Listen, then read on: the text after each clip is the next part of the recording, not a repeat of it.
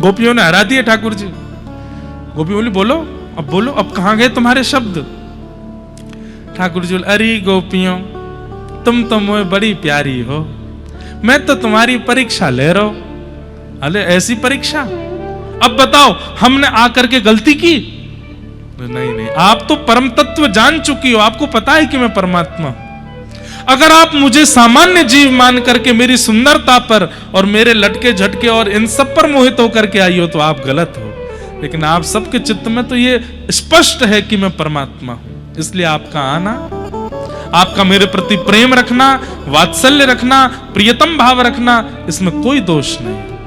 अरे जब कंस मुझे शत्रु मान सकता है, एक गोपी मुझे पति मान ले तो उसमें क्या बुराई है? लोग बाग प्रश्न करते हैं, गोपियों ने ठाकुर जी को पति माना, ब्याह होते हुए भी ठाकुर जी को पति माना, इसको आप पर पुरुष गमन नहीं मानते? वाह! मतलब ठाकुर जी से कंस शत्रुता करके गाली दे सकता है, रावण ठाकुर जी से विरोध कर सकता है, उनके राक्षस शत्रु बन सकते हैं, लेकिन कोई प्रेमी भक्त ठाकुर जी का प्रेमी नहीं बन सकता। निश्चित बन सकता है, और उसमें कोई दोष नहीं है, क्योंकि ठाकुर जी की प्रेम में काम का प्रवेश नहीं है, स्वच्छंद प्रेम है। गोपियों के साथ भगवान रास करने लगे। जितनी गोपी हैं, अकेले श्री कृष्ण सबके पास घूमते हैं। रास का मतलब होता है नृत्य नहीं है, रास का मतलब नृत्य नहीं होता, रास का मतलब होता है बहुत प्रायोरिटी देना। जैसे मान लीजिए इतने में कोई मेरा प्रेमी आया तो मैंने, अरे भाई तुम इधर आओ, रेलिंग पार करके ऊपर आओ, यहाँ बैठो मेरे पास, इसको कह देंगे रास। बोले इसके संग रास हो गया, क्यों? इसको सबसे आगे बुला करके महाराज जी ने अपने पास बिठाया, ये रास है।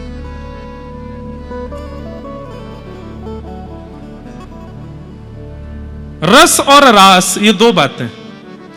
आप ठाकुर जी के समीप जाते हो, वो रस है, और ठाकुर जी आपके समीप आते हैं या ठाकुर जी पकड़ के आपको अपने पास बुला लेते हैं, ये रास है। गोपियों के साथ ठाकुर जी क्या कर रहे हैं? रास। एक एक गोपी के पास जाते हैं, अरे गोपी तू मेरे काज कहा बना के लाई?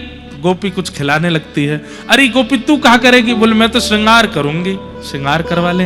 अरे गोपी तू बता, तू कहा करेगी? मैं तो आपके संग गाऊंगी, तो ठाकुर जी के संग गाने लगे। तू बता गोपी तू कहा करेगी? मैं तो आपके संग खेलूंगी, तो ठाकुर जी के संग खेलने लगे। ऐसी समस्त गोपियों को ठाकुर जी निजता प्रदान करने लगे, बहुत सामीप्य देने लगे। तभी गोपियों में अभिमान आ गया, हम बहुत सुंदर हैं, हमारी सुंदरता पर श्री कृष्ण मोहित हो गए हैं।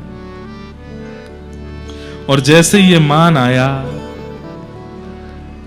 ठाकुर जी बोले ये अच्छा नहीं, और उसी समय ठाकुर जी वहां से अंतर्ध्यान हो गए। ठाकुर जी हमारे घर भी आते हैं, हमारी सेवा के ठाकुर जी भी प्रकट होते हैं, लेकिन जैसे ही हम सेवा में मान करने लगते हैं ना, ठाकुर जी फिर अंतर्ध्यान हो जाते हैं। इसको मान हो रहा है, मैंने ऐसा किया, मैंने ये किया, मैंने वो किया। ये सेवा के प्रति जो मान की भावना है, ये ठाकुर जी को बिल्कुल प्रिय नहीं है। और जब मान किया तो अंतर्ध्यान हो गए। अंतर्ध्यान श्री कृष्ण को यत्र तत्र ढूंढने लगे। ढूंढते ढूंढते जब यमुना तट पर पहुंची तो वहां किशोरी जी बैठे हैं। एक और बात, ये गोपियां अकेले रास में पहुंच गई हैं, अभी तक किशोरी जी नहीं आई थी। और बिना किशोरी जी के अगर रास में जाओगे तो अभिमान हो सकता है। कहने का भाव, बिना गुरु के अगर भक्ति मार्ग में प्रवेश करोगे तो आप ठाकुर जी से मिल तो लोगे, लेकिन आपसे अपराध हो सकता है।